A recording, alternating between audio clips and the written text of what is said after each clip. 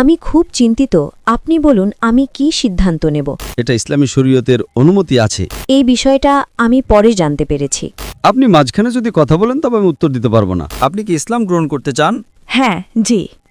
আমি কি জানতে পারি আপনি কিভাবে ইসলামের কাছাকাছি এলেন? প্রশ্ন উত্তর পর্বে আপনাকে স্বাগত।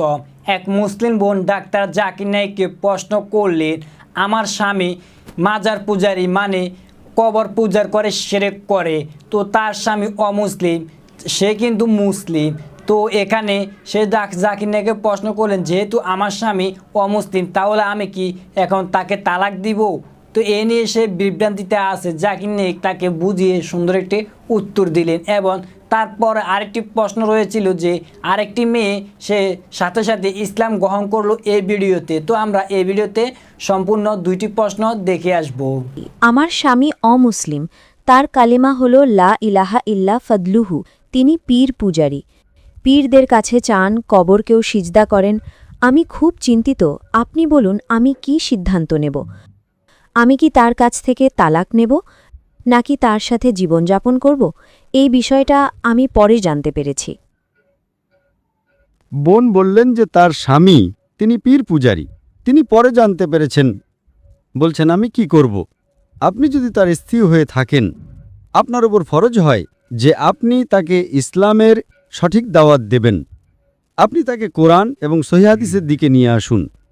জি, আমি অনেক বুঝিয়েছি, হাদিস দিয়ে বুঝিয়েছি। বোন আপনি প্রশ্ন জিজ্ঞেস করে নিয়েছেন, এখন আপনি উত্তর শুনুন। আপনি মাঝখানে যদি কথা বলেন তবে আমি উত্তর দিতে পারবো না।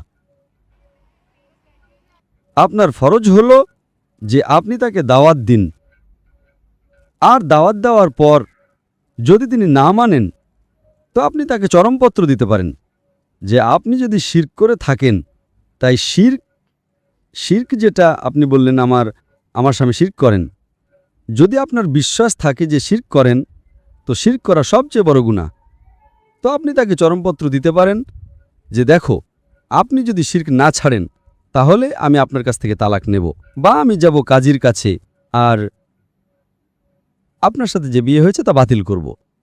এটা ইসলামী শরীয়তের অনুমতি আছে যে আপনি খোলা নিতে পারেন বা বিয়ে বাতিল করতে পারেন। আপনি তাকে বোঝান, মানলে তো ভালো কথা, কিন্তু যদি তিনি শিরক করে থাকেন আর আপনি নিশ্চিত জানেন যে শিরক করছেন, তাই আপনি কাজীর কাছে গিয়ে বিয়ে বাতিল করতে পারেন। জি, ধন্যবাদ।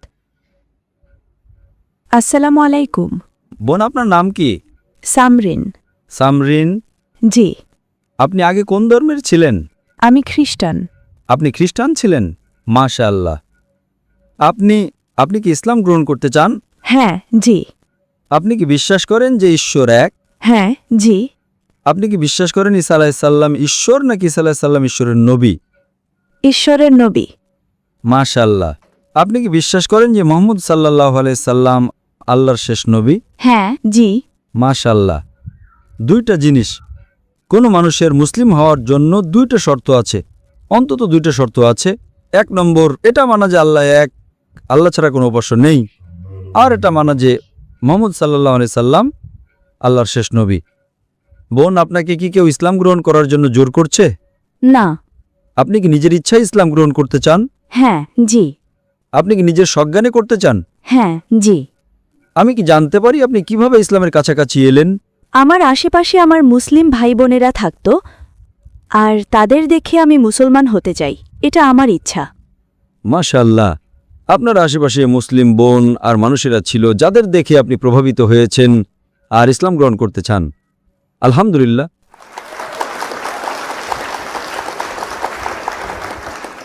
আপনি বিশ্বাস করেন যে ঈশ্বর এক, আল্লাহ এক। আপনি বিশ্বাস করেন যে আল্লাহর নবী মুহাম্মদ সাল্লাল্লাহু আলাইহি সাল্লাম হলেন শেষ। এখন আমি আরবিতে বলবো আর আপনি আমার সাথে সেটা বলতে পারেন। আশহাদু আশহাদু আল্লাহ আল্লাহ ইলাহা ইলাহা ইল্লাল্লাহ ইল্লাল্লাহ ওয়া আশহাদু ওয়া আশহাদু আন্না আন্না মুহাম্মাদান মুহাম্মাদান আবদুহু আবদুহু ওয়া রাসূলুহু। ওয়া রাসূলুহু। আমি সাক্ষ্য দিচ্ছি আমি সাক্ষ্য দিচ্ছি যে আল্লাহ ছাড়া কোনো উপাস্য নেই। কোনো উপাস্য নেই। আর আমি সাক্ষ্য দিচ্ছি আর আমি এই সাক্ষ্য দিচ্ছি যে যে মোহাম্মদ সাল্লাল্লাহু আলাইহি ওয়াসাল্লাম মোহাম্মদ সাল্লাল্লাহু আলহি ওয়াসাল্লাম আল্লাহর আল্লাহর নবী নবী হন। হন। মাশাআল্লাহ, আপনি মুসলমান হয়ে গেছেন। আল্লাহ আপনাকে উত্তম প্রতিদান দিন।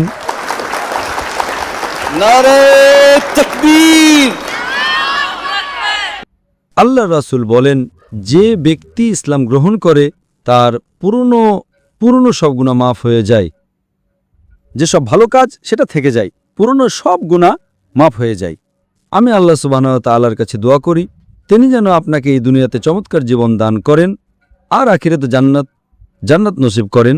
আর আমার অনুরোধ আপনার কাছে বোন, যে আপনি দেখুন আপনার বাড়ির লোকজন, আপনার বাবা মা, আপনার ভাই বোন, তাদের কাছেও ইসলামের বাণী পৌঁছে দিন আর চেষ্টা করুন যেন তাদেরকেও ইসলামের কাছাকাছি নিয়ে আসতে পারেন। ধন্যবাদ। তো আজকের এই ভিডিও থেকে আপনারা কি শিখতে পারলেন অবশ্যই কমেন্ট করে জানিয়ে দিবেন। ইসলাম ধর্ম কতটা সত্য এবং কীরকম আপনারা সেটাও কমেন্টে জানিয়ে দিবেন। আর এই ধরনের নিত্য নতুন ভিডিও পেতে আমাদের চ্যানেলটি অবশ্যই আপনি সাবস্ক্রাইব করে রাখবেন। সো ধন্যবাদ।